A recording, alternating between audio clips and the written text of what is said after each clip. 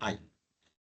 Bom dia, boa tarde, boa noite, porque eu nunca sei o horário que você vai nos assistir, se é online ou se eventualmente lá no YouTube, que está aberto a nossa biblioteca, né? Hoje a gente está aqui com a presença do João, que vai estar falando do produto dele, que é um dos propósitos, né? A gente está apresentando um norte para quem está fazendo adequação, para quem está precisando de iniciar o processo técnico e precisa de entender que existe uma metodologia e ele pode estar usando dessa metodologia através de um sistema, né? Um sistema que vai fazer cadastro, que vai analisar os processos, que vai entender as situações críticas e até os relatórios, os entregáveis, que uma vez que você vai fazendo esse cadastro, os entregáveis também vão acontecendo, não de forma automática, mas de forma as bases que você colocou lá no banco de dados, né, que você alimentou. Então, vai ser um resultado daquilo que você fez, para que você não tenha que ficar redigindo documentos depois que conclui, que é um trabalho realmente bem pesado de ser feito, né? E o João vai estar aqui hoje, então nós não temos aquela dinâmica de 20 minutos e depois um tempo de grupo de discussão, mas é claro que vai estar aberta a perguntas e a mãozinha aí pode ser levantada a qualquer momento para que ele pondere. Nós estamos gravando, vamos estar colocando no YouTube, e a palavra agora, então, está com você na primeira reunião do grupo de discussão da comunidade, que acontece no ano de 2025. Hoje são 30 de 1, 9 estamos começando. A palavra é sua, João. Maravilha, Pedro, muitíssimo obrigado pela oportunidade e eu não posso começar essa fala sem agradecer a sua generosidade, a sua disponibilidade, que prontamente, né, no contato que a gente fez ali no LinkedIn, acolheu, a gente já teve uma reunião preliminar, batemos um papo que foi muito legal, né, e você, juntamente com a sua equipe, o Dante, o time aí da comunidade, muito generosos comigo, então, muito obrigado mesmo por esse espaço, para a gente falar de um assunto que às vezes eu não sei. Acho que eu tive uma interrupção aqui, mas voltou, né? Me ouve bem? Aqui não cortou, não. Tá tudo certo. Não? Tá, então tudo certo. Para a gente falar de um tema, né? Que às vezes não é que a gente deixa ele de lado, embora você já tenha trazido esse cenário aí do software, mas eu queria, antes de falar do software, eu gosto muito dessa abordagem, Pedro, você me permita esses minutinhos, da gente falar sobre o porquê do software, né? E aí, seja ele qual for. Né? Hoje eu quero falar do Protegon, naturalmente, mas antes eu queria falar o porquê dele na sua matriz enquanto orientação, enquanto preparação. E eu destaquei um dos produtos, né, que é o grande motor de um programa de privacidade, que é o mapeamento de processo, né? E aí a gente trouxe exatamente esse tema, a importância desse mapeamento na era da privacidade de dados, para que a gente possa discutir aqui hoje, para que a gente possa ter esse momento de interação e bater esse papo aí sobre a ferramenta. Pedro me apresentou, pessoal, mas me permita contar um pouquinho de história, até porque vocês entenderem essa sinergia que rolou com o Pedro logo de pronto. Eu sou advogado aqui por Minas Gerais, mas há quase 30 anos atuo com gestão em saúde, né? Então, o meu segmento de origem, ele é saúde, né? Eu sou administrador hospitalar, trabalho há quase 30 anos com administração e gestão hospitalar. Durante boa parte desses anos, né, eu desenvolvi atividades comerciais e também de relacionamento numa fábrica de software para a saúde, atendendo aí mais de 600 hospitais no país inteiro. Tive a oportunidade de participar de mais de 200 projetos de implantação de sistema, apoiei na construção desse software em alguns requisitos, como em 2007 a TIS, né? Depois TUS, a CBHPM em 2004, a participação das mudanças que nós tivemos ao longo do tempo com a incorporação do prontuário eletrônico a partir da resolução do Conselho Federal de Medicina, também em 2007, a 1821. A gente vem acumulando um conhecimento em gestão de saúde associada à prática jurídica e associada à tecnologia que tem coordenado aí as nossas ações. E em 2017, eu recebi um convite o escritório recebeu um convite para avaliar um cenário de um software à luz do regulamento europeu, um software brasileiro à luz do regulamento europeu. E naquela oportunidade eu me apaixonei pelo tema, né? A privacidade, encontrando ali o projeto de lei da LGPD ainda em projeto, acompanhando essa fase aí de conversão em lei, toda a fase de votação, e me apaixonei verdadeiramente pelo tema, busquei algumas oportunidades de aperfeiçoamento de conhecimento, aqui algumas para destacar, a CIPM, CGPO, a própria Sim, a ISO 27001, 27701, mas esses certificados são apenas para consolidar, ou pelo menos para dar um norte daquele conhecimento que a gente vem buscando com experiências como a de hoje, né? Então, esse é um pouquinho do João e um pouquinho do que eu quero trazer para vocês hoje para essa nossa discussão. Aproveitar o espaço que o Pedro está me oportunizando aqui para convidar vocês a conhecer um pouco mais sobre o nosso trabalho, né? Ali, tanto no Instagram quanto no LinkedIn, fica aqui os nossos contatos, né? Para que a gente possa desenvolver aí também uma parceria em outras frentes. Mas vamos aqui para o nosso tema, antes de entrar propriamente na ferramenta, né? Porque ele é muito caro para mim, que é o tal do mapeamento de dados, né? Pedro, equipe, comunidade. O tal do mapeamento de dados. Então, quando a gente pensa nesse mapeamento de dados, a primeira coisa que vem na cabeça de quem está começando é o artigo 37 e o artigo 9º, né? O artigo 37 porque fala do registro de operações e o artigo 9º porque desdobra o princípio da transparência. E aí isso fica na nossa cabeça como obrigações. Então, a gente tem que ter um mapeamento, porque esse mapeamento é o 37. E eu quero um pouco discorrer com vocês aqui alternativas a esse raciocínio de separar o mapeamento, né? Mapeamento de processo, mapeamento de dados, do registro de operação, entendendo-os como relacionados, mas distintos, como uma proposta de discussão. Longe de mim aqui cravar uma verdade, mas eu quero propor um ponto de discussão e de debate, até para que a gente possa discutir juntos a importância do Protegon dentro do seu trabalho, a importância de uma ferramenta que assessora a sua atividade, né? Então, o que eu quero desdobrar com vocês? O mapeamento em si, ele é uma análise minuciosa das informações que nós temos. Ok, isso é o que a gente tem. E aí eu preciso olhar o mapeamento combinado com o artigo 5º, lá no inciso 10, que trata o que é tratamento de dados. Então, o artigo 5º, inciso 10, fala para a gente que coleta, armazenamento, processamento, distribuição, compartilhamento, a própria eliminação é tratamento de dados. Então, onde que o mapeamento está centrado? O mapeamento está centrado em identificar minuciosamente todos os tipos de tratamento de dados que a instituição tem.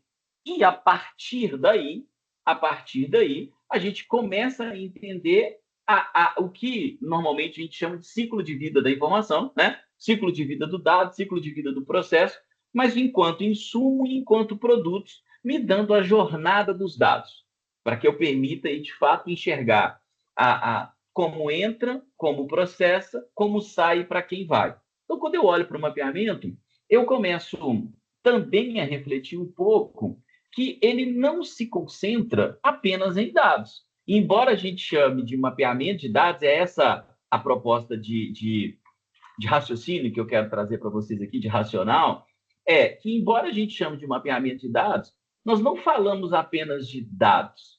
Nós vamos falar de finalidade. Então, por que eu uso ou por que eu faço?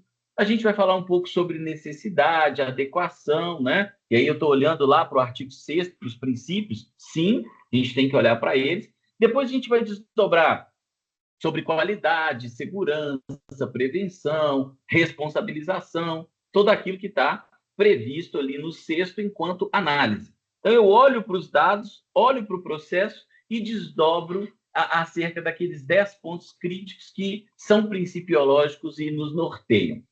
Paralelo a isso, ou concomitante, eu vou ter que olhar também para aquilo que a lei chama de hipótese de tratamento, né? Aqui no Brasil a gente chama de hipótese de tratamento, é a forma que a LGPD traz, o regulamento europeu chama de base legal, então a gente acaba tendo um pouco essa confusão. Eu, como a minha primeira fonte foi o GDPR, para depois a LGPD, eu acabo falando muito em base legal. Mas as hipóteses de tratamento trazidas agora pelo artigo 7º e com os desdobramentos para os casos sensíveis lá no artigo 11, elas também aparecem nesse mapeamento como importante para a gente. Então, eu preciso determinar a finalidade, a necessidade, adequação, segurança, prevenção, transparência, aquilo tudo que está lá no sexto, e depois eu tenho que fazer um rearranjo disso numa interpretação sobre qual a hipótese de tratamento que sustenta esse processamento que eu quero dar. E essa hipótese tem novas consequências, ela reverbera em novas consequências. O que eu quero dizer? Ela traz para a gente ali também um cenário de entender, se for cumprimento de obrigação legal, qual legislação? Então, eu tenho que ter um estudo técnico da legislação para justificar que é cumprimento, para saber se eu não sou excessivo ou não. Se eu estou falando de interesse legítimo, né, olhando lá para o inciso 9 do artigo 7º, eu preciso olhar também para o artigo 10, em especial o caput e o parágrafo 3º, e talvez discutir ali a realização de um LIA, né, com possivelmente a realização de um RIPD. Né? Então, esses desdobramentos daquilo que a gente chama mapeamento, eles vão trazendo as medidas que nós temos que ter. Quando eu separo o mapeamento e olho ele deste tamanho, eu entendo que o mapeamento passa a ter diversos insumos, ele passa a ter diversos insumos, diversas entregas. Eu citei aqui o LIA, mas a resolução 19 agora, combinada com o artigo 33, 34 e 35 da lei, ela nos exige o TIA, né? Que é a avaliação da transferência internacional. Eu citei o LIA, mas nós temos a avaliação de impacto do artigo 38, do artigo 5º, inciso 17. Então, quando a gente começa a olhar para o mapeamento, eu vou tirando insumos e partes desse mapeamento, assim como os requisitos de segurança, os ambientes técnicos que vão precisar suportar aí esse processo também. Um dos insumos do mapeamento, e agora sim, é o registro de operações, que a gente também chama de data mapping, né? Ele acaba recebendo o nome de mapeamento de dados. Para aqueles que vêm dessa relação com o regulamento europeu, a gente chama de ROPA, né? Então, o registro de operação, ele é um entregável legal, obrigatório, porque está formalmente exigido pela norma lá no artigo 37, e ele vai suportar os desdobramentos nos outros artigos de lei, nos outros cumprimentos de obrigação legal, que ele tem como grande fundamento ou como grande objetivo documentar as atividades de processamento de dados que a gente tem. O que eu quero dizer, Pedro, antes de avançar? Que toda vez que a gente fala em mapeamento, eu preciso, nessa proposta de discussão que eu estou trazendo, eu preciso ampliar a minha cabeça para olhar para a empresa e aproveitar este momento do mapeamento para ali propor as minhas decisões de melhoria contínua, de ajuste, de correção de rota ou de identificação de risco para poder gerenciar. E aí, quando eu penso no mapeamento e nesses insumos, olho ali para o artigo 37, nós vamos ter também a figura de entender o que vai compor este mapeamento, né? Então, o que compõe esse ROPA, esse registro de operação? Bem, ele vai ser composto por algumas informações como: por que eu faço aquilo? E eu brinco muito que esse é o grande desafio que a gente tem quando está numa entrevista ou quando participa de uma dinâmica para mapeamento de processo, né? Todo profissional, todo agente ali que trabalha numa instituição, ele sabe como fazer, né? A pergunta que trava, às vezes, é quando você pergunta o porquê, né? O motivo que você faz. Uma outra informação importante para subsidiar a tomada de decisão que um ROPA tem que ter são as categorias de dados envolvidos, ou seja, quais são os documentos que estão naquele processo, né? Qual a temporalidade, ou seja, por quanto tempo eu tenho que guardar? Qual o descarte desse documento? Quais os dados existem nesse documento? Desses dados, quais são sensíveis, né? E a partir desse conjunto, eu tomo decisões para o meu outro documento obrigatório, que aparece para a gente lá nos artigos 15 e 16, que é a minha matriz de temporalidade, e que vai nortear o nosso trabalho com relação à tomada de decisão para a guarda e para o descarte de seguro de dados, né? Um outro ponto que aparece forte no ROPA são as partes envolvidas. Muito mais do que os titulares, que, obviamente, são fundamentais, nós temos que olhar, e aí esse convite do mapeamento é sempre para isso, para a construção do ROPA, entendendo quem são os stakeholders, os participantes nesse processo. De onde o dado vem, para quem ele compartilha, quais são as empresas, as pessoas, quais são os usuários que passam por esse processo, que têm acesso a essas informações. E, a partir daí, nós começamos a tomar outras decisões relacionadas, por exemplo, ao artigo 42, que fala sobre responsabilidades, né? Que vai tratar a parte de contrato. A partir daí, nós começamos a tomar decisões sobre o nosso plano de governança, as nossas políticas, as nossas normas internas, que vão direcionar a conduta dos nossos profissionais. A partir daí, a gente começa a entender também quem são as pessoas que deverão ser treinadas, preparadas, orientadas, onde eu devo executar uma due diligence ou não.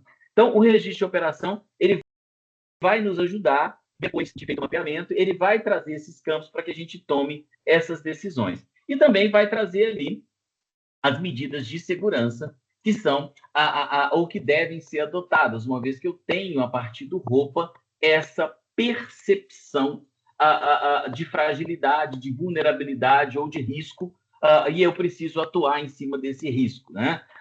Então, percebam que a visão que eu quero dividir com vocês, antes propriamente de falar de ferramenta, é a gente entender o porquê que eu faço isso, o porquê que eu faço o mapeamento e o porquê que eu gero ROPA como um dos seus insumos, né? Assim como vou gerar matriz de temporalidade, LIA, TIA, RIPD, plano de ação de melhoria contínua, mapa de risco, plano de treinamento, contratos, então tudo isso vai estar envolvido. Então, pensando dessa forma, agora que eu trouxe essa ideia para vocês, pensando dessa forma, eu queria discutir também alguns benefícios, né? Então, muitos deles eu já disse, mas é só para reforçar esse conceito.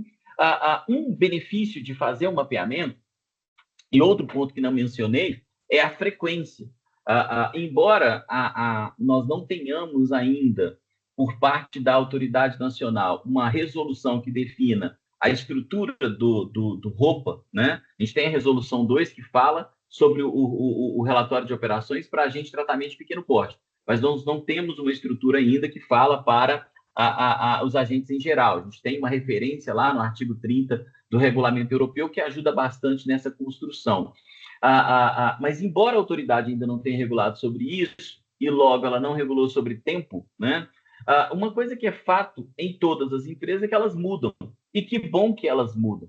Mas, à medida que elas mudam, esse processo precisa ser revisitado enquanto documentação, né? E nessa visita, nessa frequência, vai me permitir identificar riscos, né? Então, um dos benefícios de continuamente revisitar o mapeamento é a identificação de risco, porque com a identificação de risco eu consigo propor as minhas medidas de correção, as minhas medidas de ajuste ou de alinhamento para esse cenário. Um outro ponto que às vezes a gente não fala tanto, Pedro, e claro, né, eu estou aqui na comunidade, quando eu digo não falo tanto, me refiro a um cenário um pouco mais geral, seguramente aqui vocês têm isso como pauta regular, são os benefícios do mapeamento enquanto melhoria do próprio processo. A partir do momento em que eu começo a questionar a empresa, a partir do momento que eu começo a questionar as áreas sobre o porquê elas fazem, não o como, a partir do momento que eu pergunto o porquê e coloco isso numa sequência processual, numa sequência de entrega, nesse momento eu passo a ter a oportunidade do gestor compreender que, esse ponto não é necessário mais, ou aqui eu poderia fazer melhor, ou ainda, se eu incorporar uma tecnologia, eu tenho um ganho aqui de tempo e de qualidade, né? Então, esse segundo benefício, ele é algo que eu gosto muito de destacar nas minhas apresentações, porque ele transcende a própria obrigação legal, mas ele traz o espírito da lei enquanto melhoria, enquanto minimização, enquanto otimização, enquanto responsabilização e prestação de contas. Então, a gente vê materializado um pouco o espírito da lei quando eu vejo a melhoria do processo. Um cenário que nós devemos, e enquanto profissionais de privacidade aqui na comunidade, sejam consultores, encarregados de proteção de dados de empresa, sejam interessados no tema, o que nós devemos observar a partir do mapeamento como uma grande oportunidade é a identificação de gaps de preparação, né? A treinamentos, não, quando nós falamos em treinamento, em capacitação, o pessoal fala às vezes em reciclagem, né? Eu gosto muito de uma expressão chamada sensibilização. Eu preciso começar a sensibilizar, e aí a sensibilização ela é padrão. Eu preciso ter um treinamento introdutório, então eu preciso ter uma preparação introdutória sobre princípios, sobre fundamentos da lei. Isso também é para todo mundo, mas existem verticais dentro das instituições que possuem maior sensibilidade e maior necessidade de treinamento e preparação.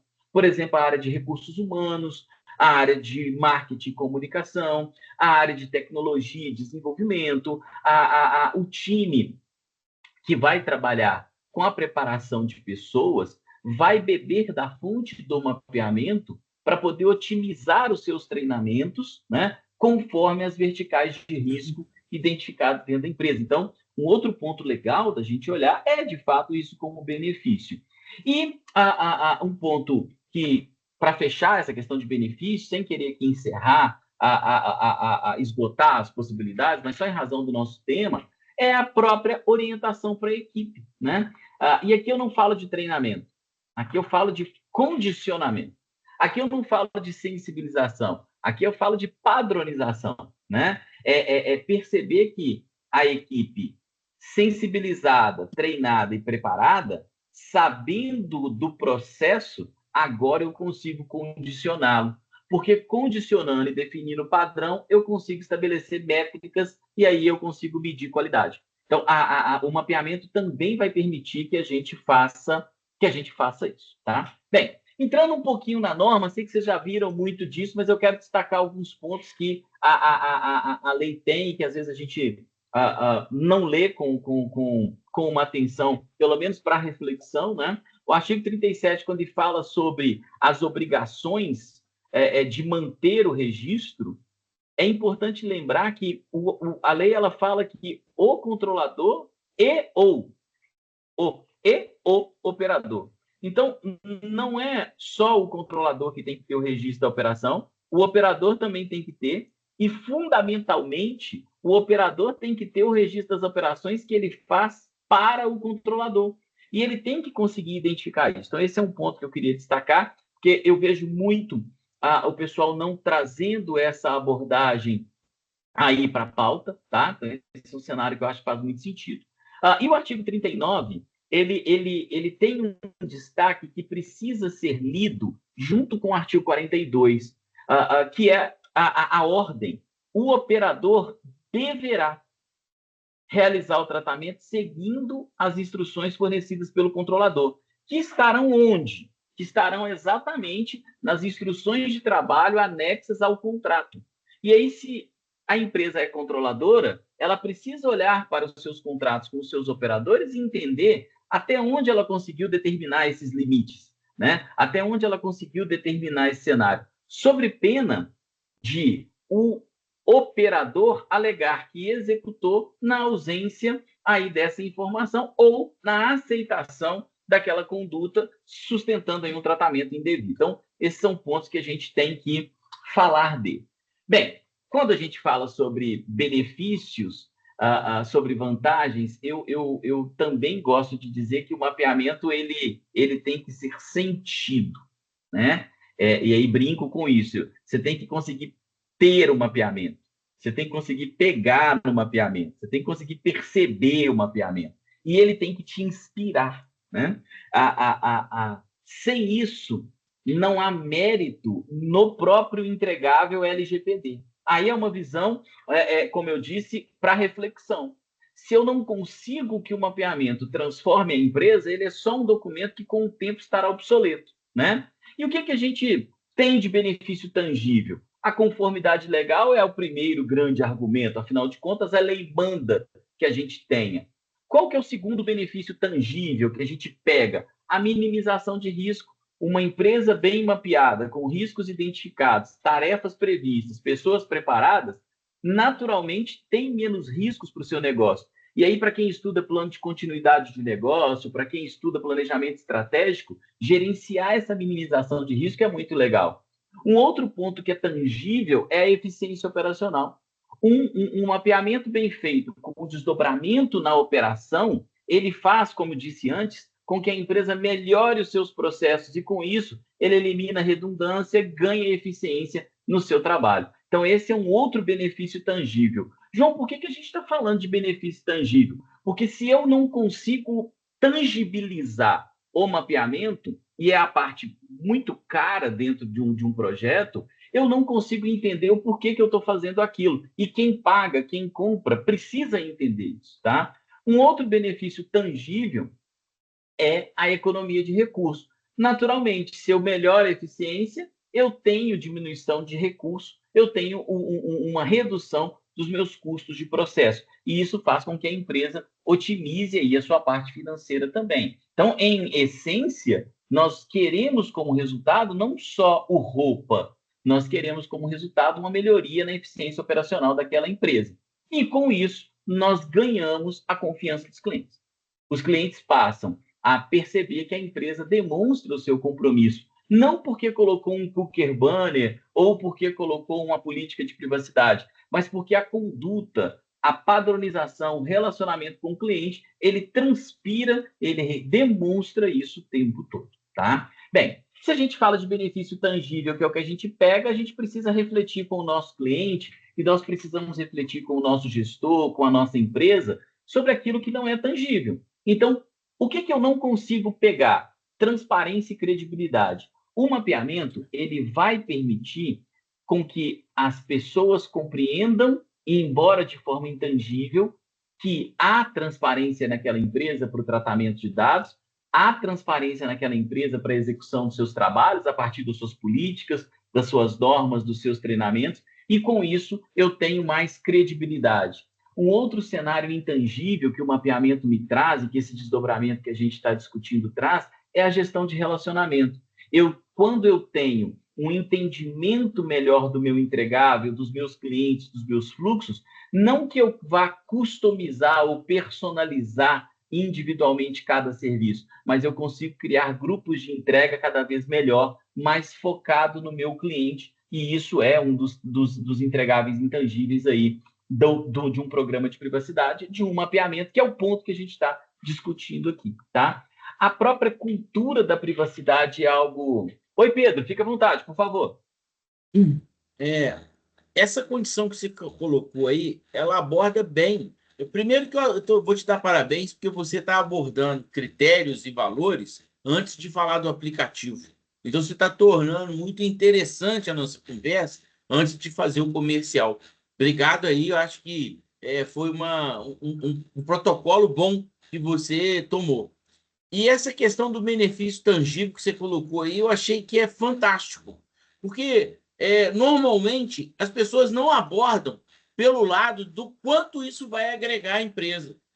Isso tem que estar claro. Se a gente não melhorar a empresa, se a gente não tornar ela mais eficiente, a gente não gera uma argumentação de vendas. Que eu acho que isso vai ser depois que você passar o seu passo aí, eu queria que você também pudesse estar abordando essa parte. Como é que você lida com o comercial? Mas eu sei que você vai chegar lá na hora de falar do produto, você pode até, no meio desse caminho aí que você está traçando, colocar isso. Porque você colocou muito bem. Eu achei interessante uma outra coisa que você colocou, que é o condicionamento. Às vezes a gente tem até um pouco de temor de falar que a gente vai adestrar as pessoas. Mas é claro que num determinado momento a gente precisa de tornar a disciplina da segurança uma disciplina. E aí, até que elas se convençam, elas têm que ser condicionadas. Foram dois termos que você utilizou que eu achei que valia a referência, e essa questão de tangibilizar os benefícios é fantástico. Continue. Legal que tenha te alcançado, Pedro, e eu cumpro a minha missão, porque eu particularmente entendo que a gente vive um momento de mundo, né, em que as pessoas elas precisam entender o porquê para tomar a decisão, especialmente para um investimento num programa de privacidade, para um investimento num contrato de uma consultoria, de uma assessoria, de uma auditoria. Precisa entregar o que eu vou ganhar com aquilo, né? Então, a ideia é exatamente essa. Para fechar, né, esses benefícios, a cultura da privacidade é algo que é intangível, mas a gente vai percebendo as pessoas mudando dentro da empresa. Então, condutas que eram simples, como amassar um documento, elas passam a nem imprimir o documento. Condutas que eram simples, como fazer um download, elas passam a não fazer esse download ou a gerenciar melhor os seus ambientes de guarda.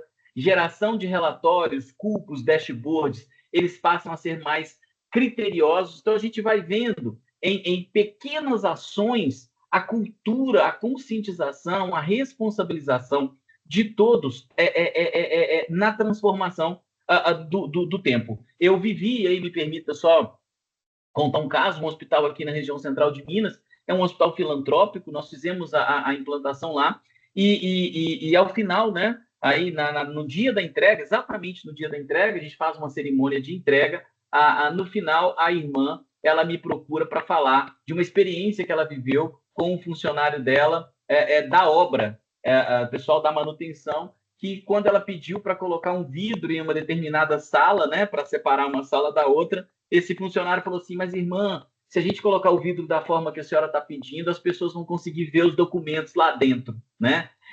E a irmã ficou encantada e eu fiquei maravilhado com isso, porque, de fato, é um personagem dentro do processo de trabalho que tem, por conduta, executar o que se manda, né? E ele teve o cuidado de refletir sobre aquilo a partir da preparação que a gente conseguiu fazer, mesmo sendo um profissional ali da obra. Então, esse benefício é um outro benefício bem bacana, né?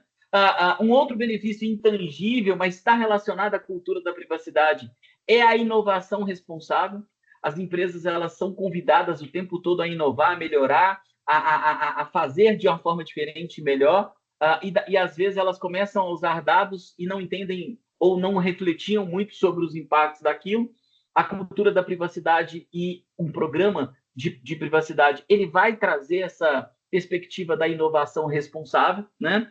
E esse ambiente todo, né, vai fazer o quê? Vai fundamentar uma base para futuras regulamentações, porque não vai parar por aqui as regulamentações para as empresas em termos de melhoria de processo, qualidade, em termos de exigências legais. O E-Social é um exemplo disso, transformou os departamentos pessoais, os recursos humanos das empresas nos últimos anos, e vem aumentando ainda mais, né? Hoje o governo ele soltou ou vai soltar um programa de integração do E-Social com as instituições bancárias para a oferta de crédito consignado, e isso só se é possível em função dessas integrações todas. Então, a estruturação desse ambiente prepara a empresa para novas regulamentações. A estruturação de um mapeamento de processo, como o Pedro também trouxe para a gente, melhora o processo, prepara as pessoas, traz eficiência e vai preparar essa empresa para outras regulamentações, porque ela já tem um processo bem definido, né? Bem, mas aí vem a pergunta, né? Como fazer esse mapeamento de dados, né? E aí, pessoal, eu não vou inventar a roda, eu só vou trazer aqui algo que foi criado pelo Criazoglu, que foi base aí da formação da Exim. Então, quem fez Exim vai lembrar. Uma das etapas, daquelas 5 etapas do DPMS, né, é exatamente a fase da preparação. Então, quando nós vamos fazer um mapeamento, o que eu quero chamar a atenção de vocês que faz sentido para a gente refletir? O primeiro é entender a importância de ter uma equipe multidisciplinar. Não que ela vá participar o tempo todo de todo o mapeamento, mas a empresa é multidisciplinar. Então, eu preciso ter um ambiente diversificado para debate, tá? Então, isso é importante. Um segundo ponto é conhecer a empresa. Eu preciso saber quais são as áreas dessa empresa. Normalmente, eu, particularmente, faço uma visita ao sítio da empresa. Eu gosto de andar nos corredores, eu gosto de pegar elevadores, eu gosto de andar em porões. Então, eu quero conhecer o sítio da empresa antes, naturalmente, de fazer o mapeamento. Então, escrevam, né? A gente vai listar quais são as áreas ali daquela empresa para saber exatamente onde eu vou fazer o meu mapeamento de processo. Um outro ponto interessante é conhecer os titulares. É muito comum a gente chegar numa empresa, ela falar assim, não, a gente tem aqui cliente, funcionário, eu tenho terceiro prestador de serviço e candidato à vaga de emprego. Aí, quando você desdobra, ele tem responsável financeiro, responsável legal, tem uma série de outros titulares que aparecem e que a gente precisa entender.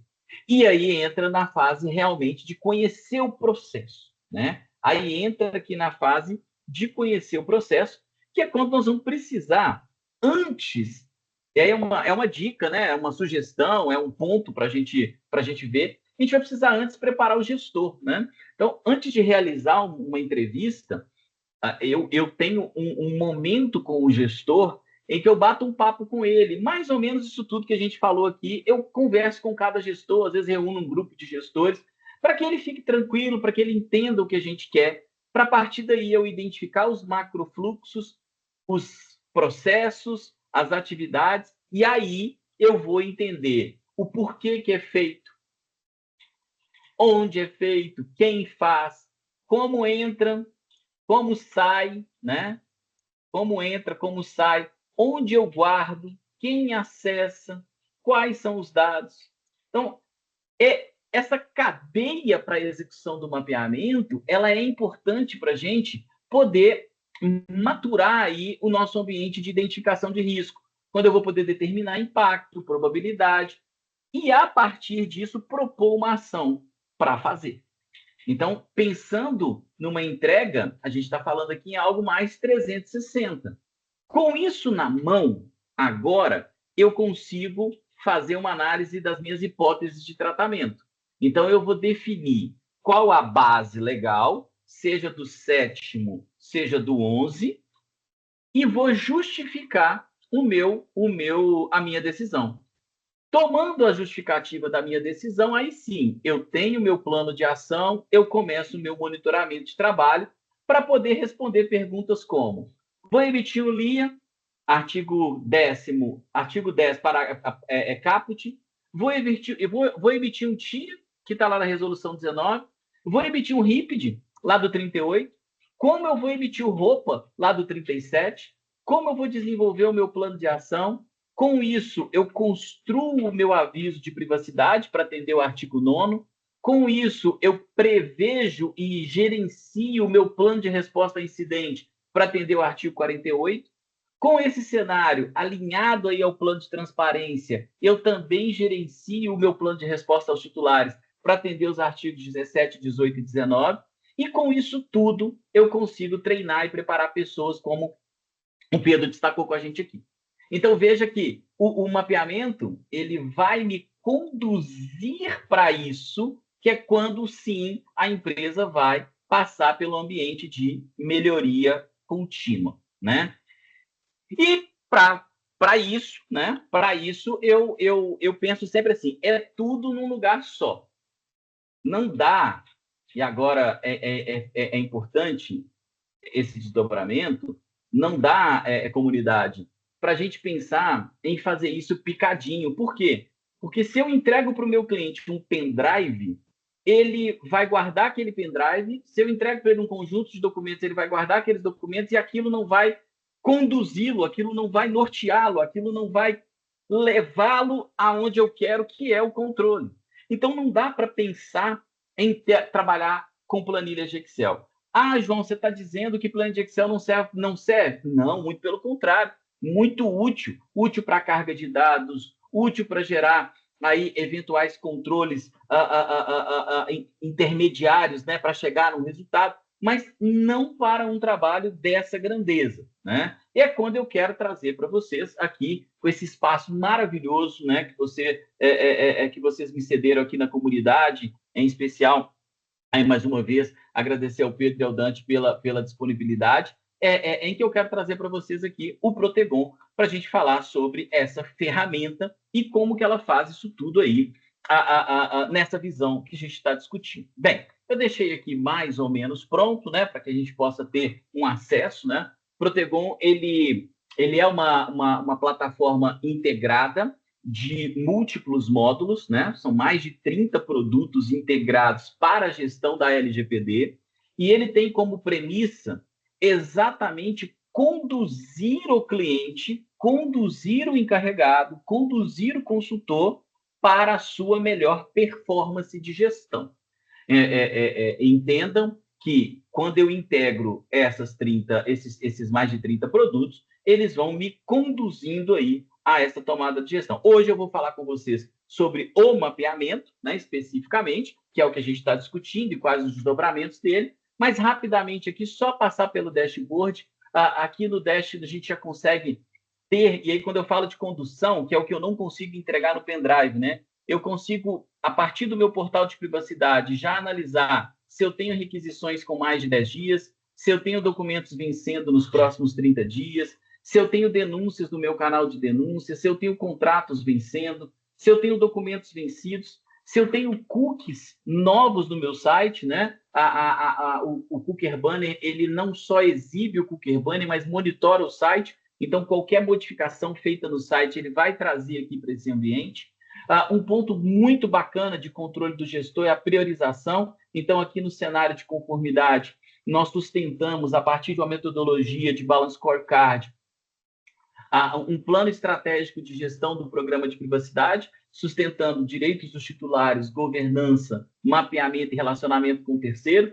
Então, eu consigo ver os meus indicadores. Então, clicando aqui no pilar direitos dos titulares, eu consigo identificar se o meu aviso de privacidade está válido, se ele está publicado. Eu consigo identificar se a minha requisição do titular está funcionando, se os meus cookies estão adequados, se os meus termos de uso estão publicados. Então, veja que ele me dá um termômetro e ele direciona a atuação em tempo real para o encarregado de proteção de dados, para o DPO as a Service, para o consultor, para que ele seja assertivo, né? No plano de governança, ele já consegue identificar se existem atas atualizadas, se o canal de denúncia está operacional, se os cursos estão sendo desenvolvidos, ou seja, se os novos colaboradores já foram treinados, se existem novos cursos a serem aplicados, e se os indicadores estão alimentados, se as métricas definidas para controle, que a ferramenta permite que você crie suas próprias métricas,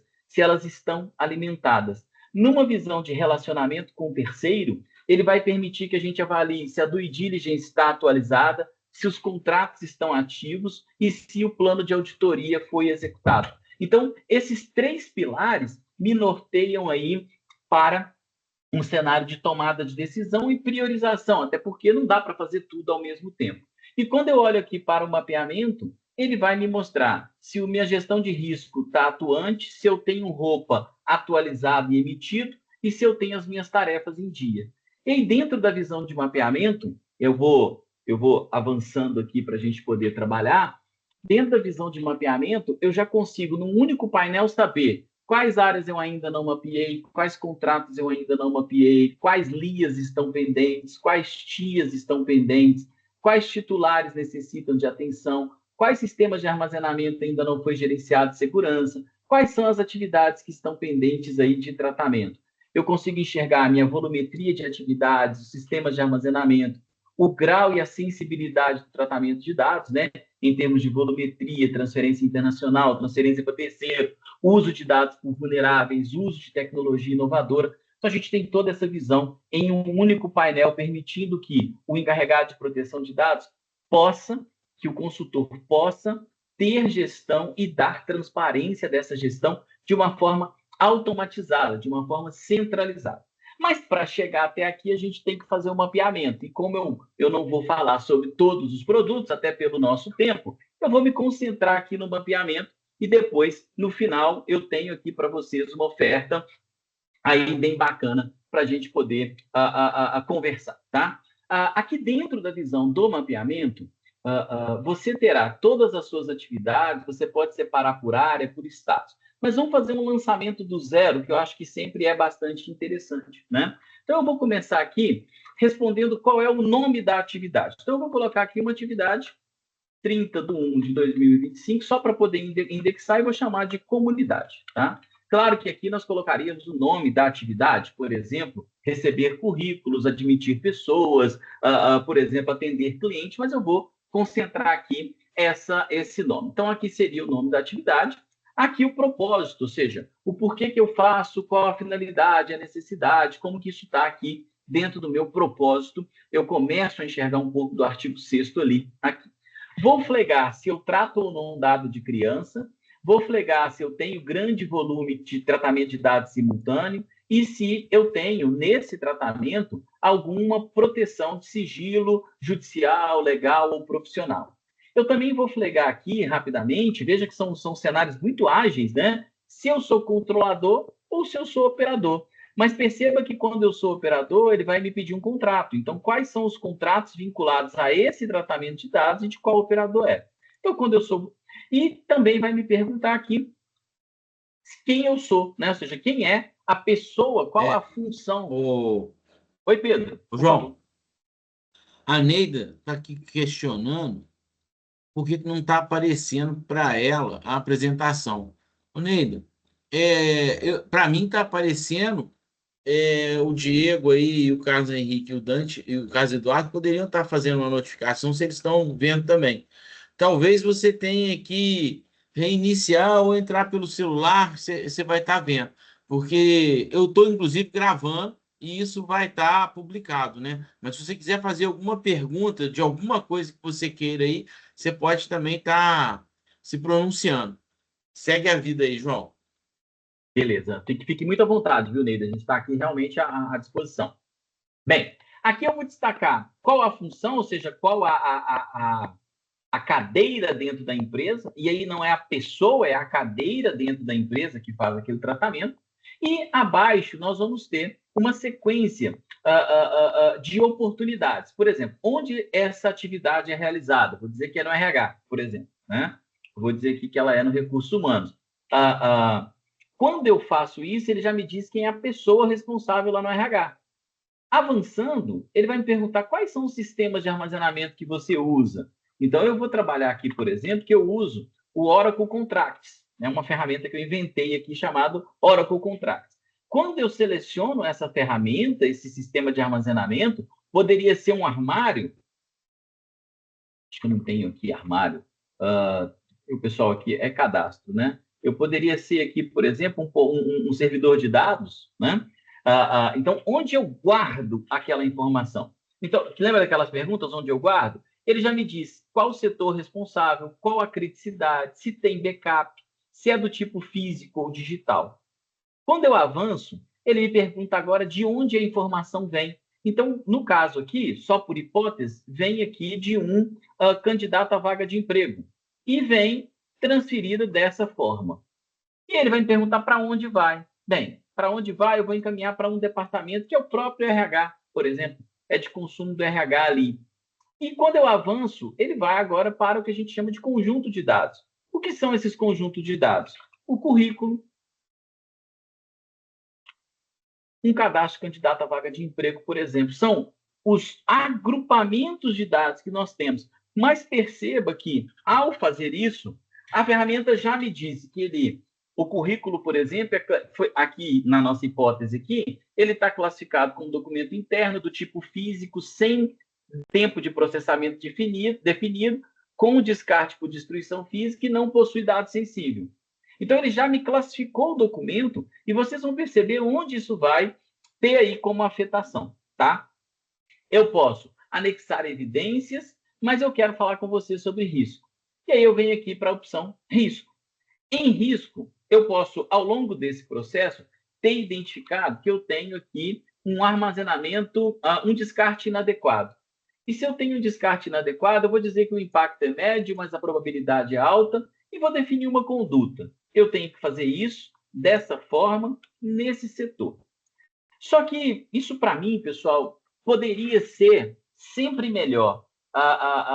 eu entendo que, às vezes, na correria do mapeamento, na dinâmica do mapeamento, a gente não consegue ter uma boa percepção. E aí, o que eu fiz? Eu comecei um treinamento de uma IA, né?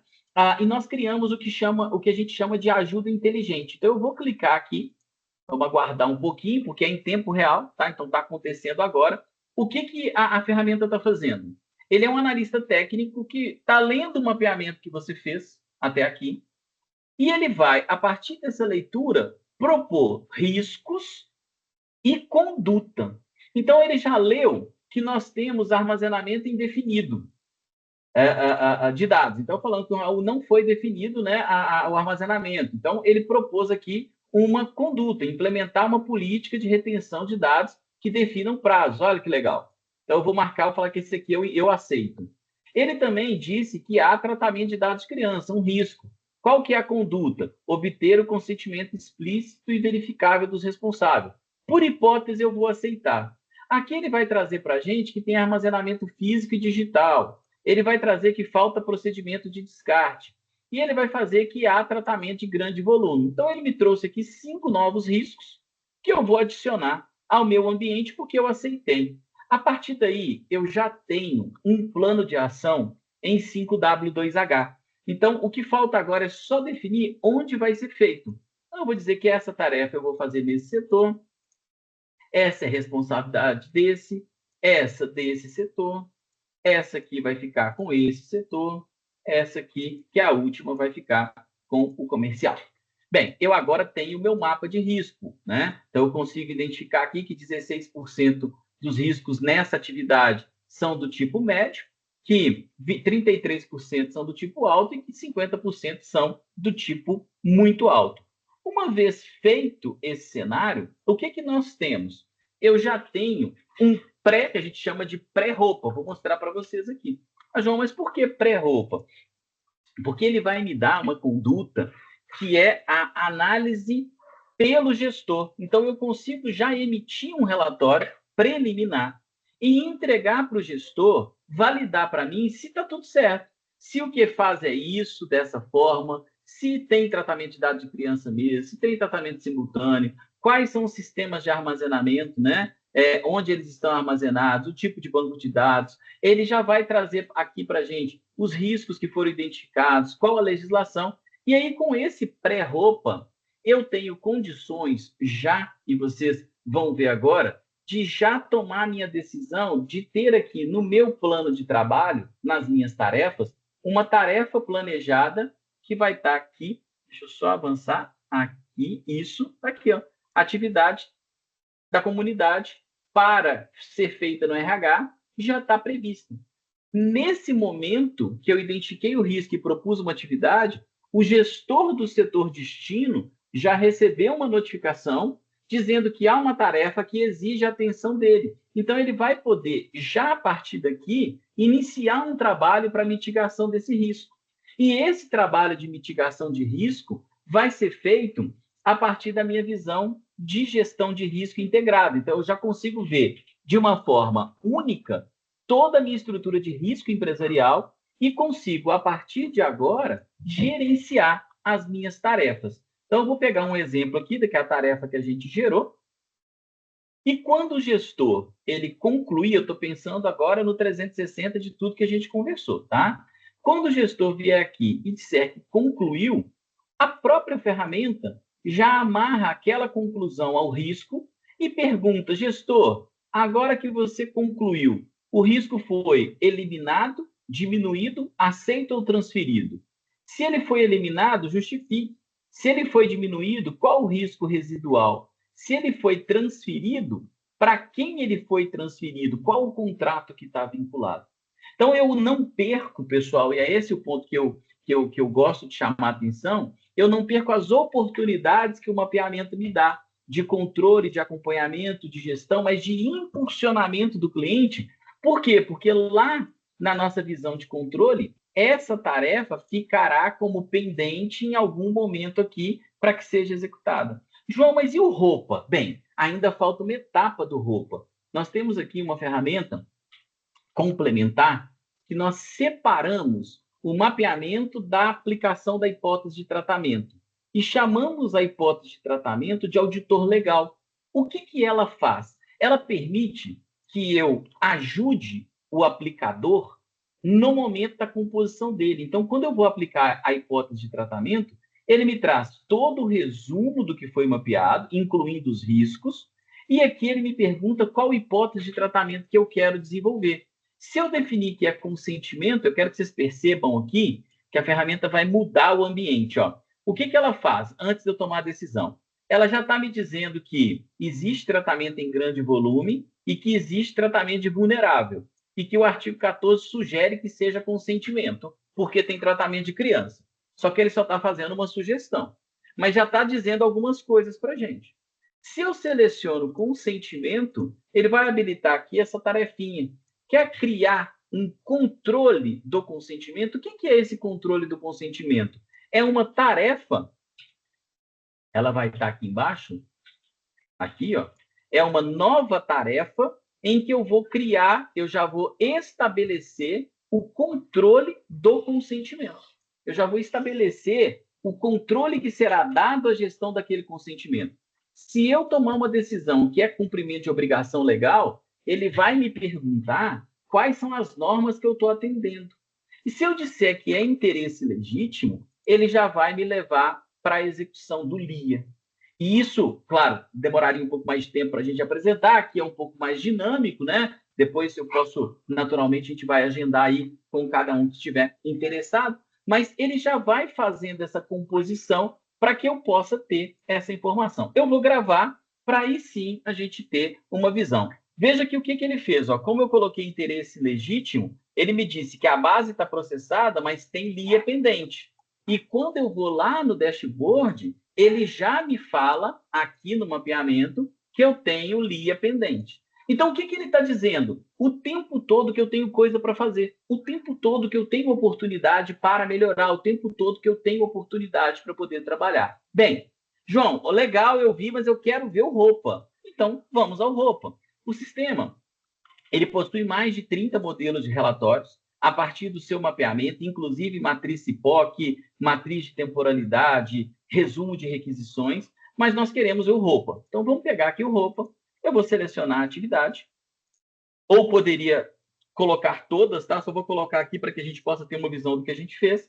E aí ele já vai imprimir para mim de uma forma rápida, simples, sem complicação, transparente com o seu cliente, a capa do relatório, o descritivo do tratamento de dados, o descritivo dos riscos identificados, o descritivo do sistema de armazenamento, e isso para todas as atividades. Se nós processássemos aqui a todas as atividades, eu vou eliminar essa aqui e vou visualizar o relatório, ele vai demorar um pouquinho, né? Que são mais de 200 atividades. Pronto, a gente fala demorar um pouquinho, não é tanto assim.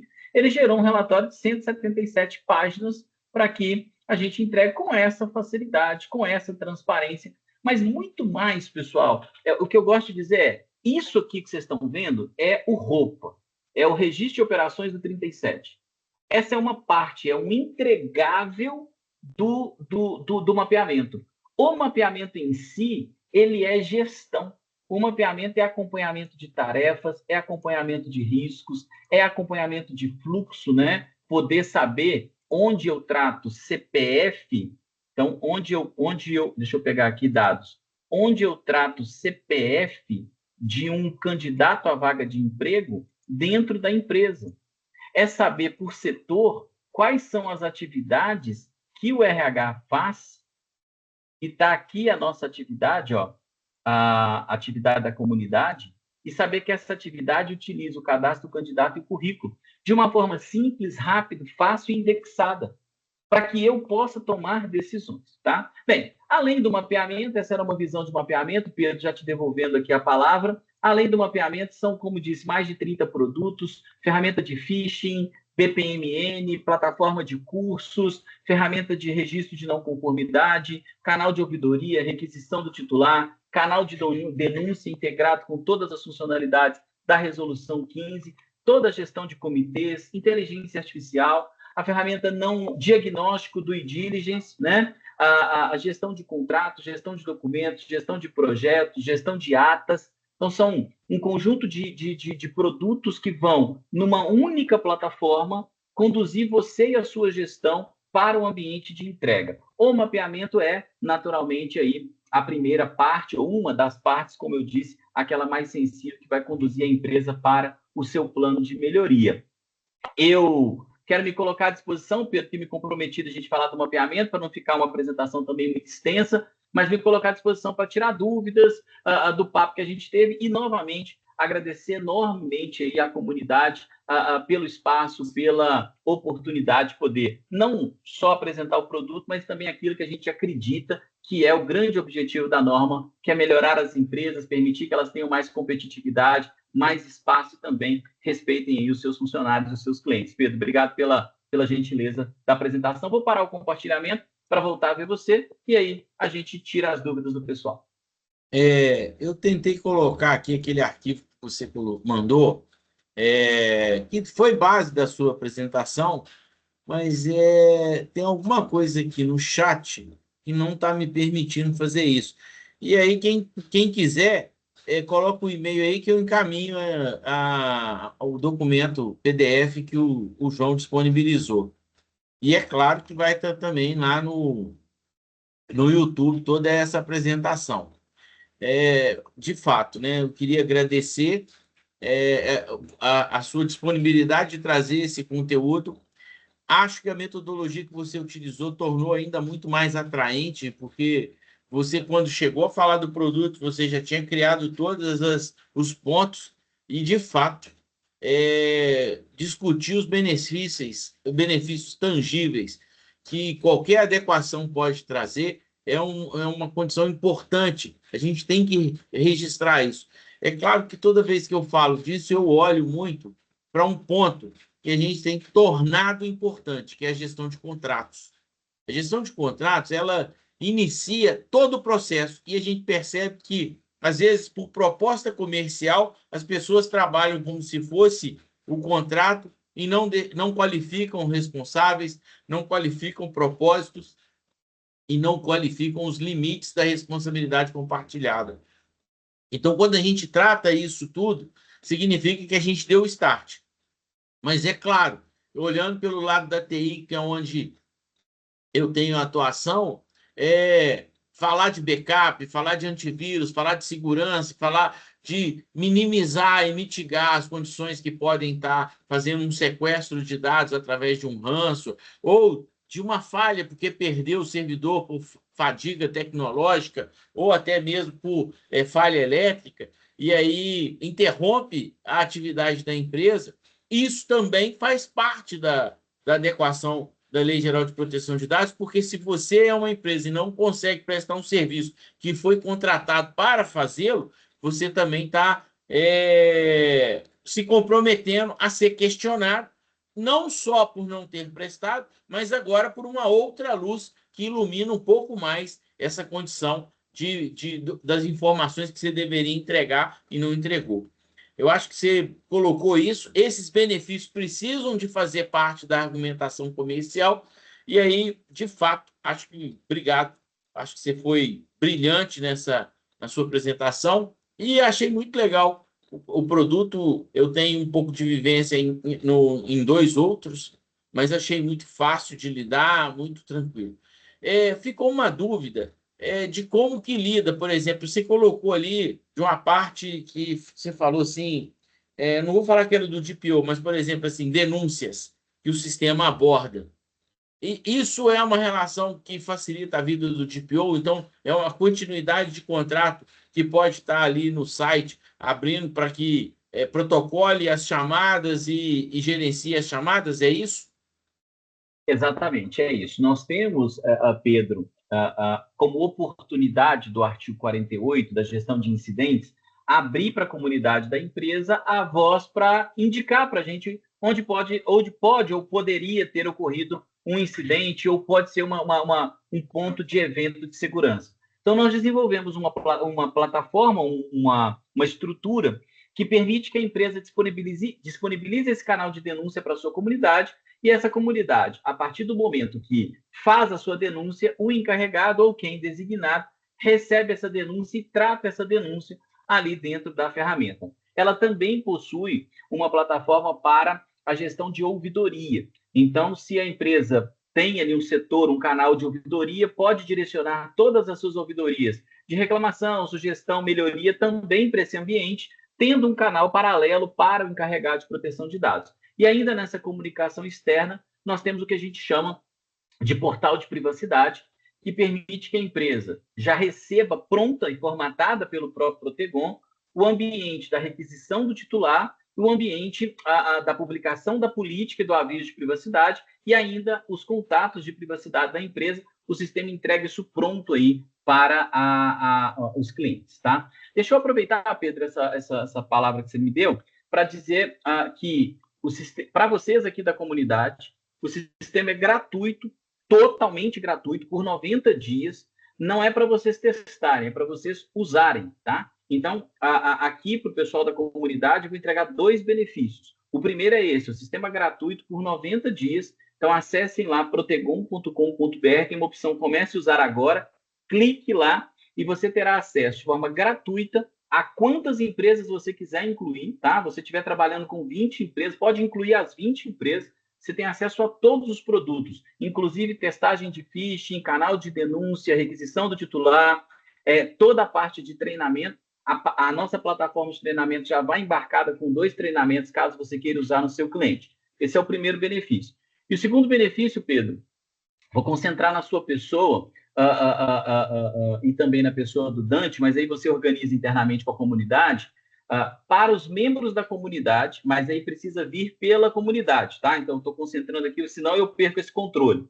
Para os membros da comunidade, 10% na licença premium, tá? Então, você passou os 90 dias, João, gostei da ferramenta, faz sentido para mim, eu quero contratar, você já tem pela comunidade, benefício da comunidade, é uma forma singela, e longe de retribuir o que vocês fizeram por mim, mas uma forma singela de poder devolver para vocês aí um carinho, 10% para os membros da comunidade, mas passando aí pelo Pedro, né? Passando pelo gestor da comunidade, que hoje está na pessoa do Pedro aqui, está representando, tá bom? João, estou te agradecendo. A gente normalmente tem esse compromisso, né, de fazer em 1 hora, e a gente está praticamente em 1 hora, porque a gente começou um pouco atrasado, aguardando a presença. Já encaminhei aqui para o Diego, que pediu o material que você colocou.